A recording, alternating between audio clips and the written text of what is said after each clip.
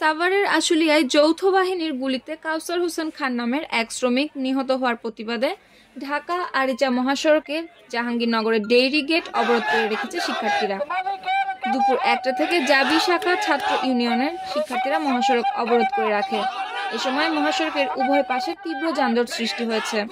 এ সময় তারা হত্যাকাণ্ডের তীব্র প্রতিবাদ জানিয়ে বিচার দাবি করেন।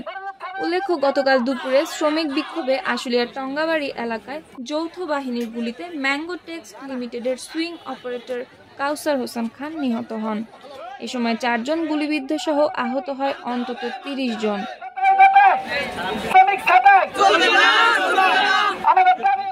এদিকে গতকাল সকাল 9টা থেকে নবীনগর চন্দ্রা মহাসড়ক অবরোধ করে রেখেছে বার্ডস গার্মেন্টসের শ্রমিকরা।